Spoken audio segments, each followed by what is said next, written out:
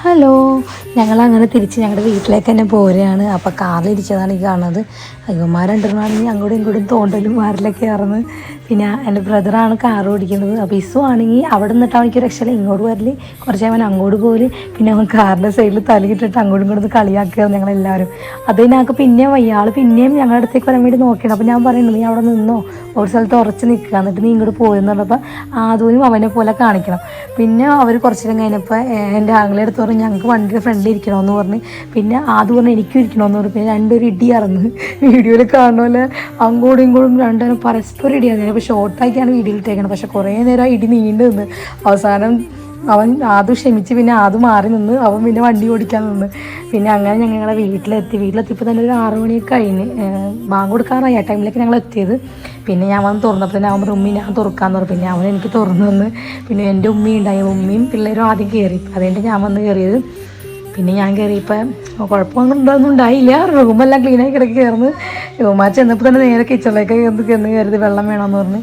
പിന്നെ അവർക്ക് ഒരു ബിസ്ക്കറ്റ് ഉണ്ടായി, അതൊക്കെ ഇട്ട് കഴിച്ചപ്പോൾ ഞാൻ പറഞ്ഞു ഇടപാടാ ഡ്രസ്സൊക്കെ മാറി, ഇനി ഡ്രസ്സൊക്കെ മാറിയിട്ട് കളിക്കാമെന്നുണ്ട്. അവന്മാർ ഒരു രക്ഷയില്ല, എന്നെ ഇട്ട് കറങ്ങിക്കൊണ്ടിരിക്കുകയാണ്. അവന്മാർ പറഞ്ഞില്ല, പിന്നെ മാറുന്നു. പിന്നെ ആ റൂമിലേക്ക് ഓടൽ, ഈ റൂമിലേക്ക് ഓടൽ. പിന്നെ ഒരു വീതം ഞാൻ രണ്ടെണ്ണത്തിനെ പിടിച്ച് റൂമിൽ കിടത്തി.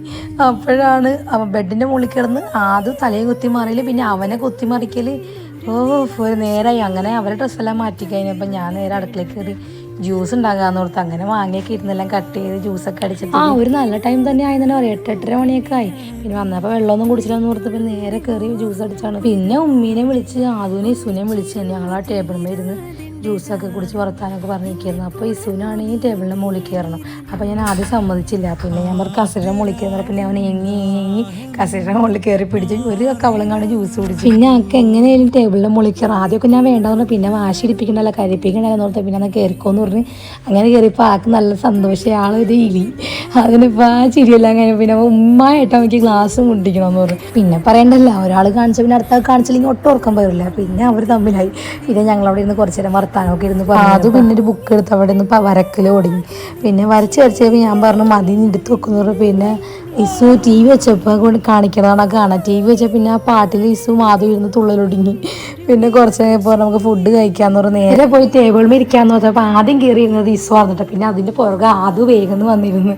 ഇസു വന്നിരിക്കുമ്പോൾ പിന്നെ ആദ്യം എവിടെയാലും വന്നോളും. പിന്നെ ഉമ്മയും അവർക്ക് ഭക്ഷണമൊക്കെ വിളമ്പി കൊടുത്ത് പിന്നെ ആദ്യം ഇസും കൂടി കഴിച്ചതിന് ഞങ്ങളൊക്കെ ഇരുന്നത്. അപ്പോൾ ഞങ്ങളുടെ കൊച്ചു വീഡിയോ ഇത്രയുള്ളൂ. ഇൻഷാ അല്ലാഹ് അടുത്ത വീഡിയോ ആയിട്ട് വന്നവരെ ബൈ.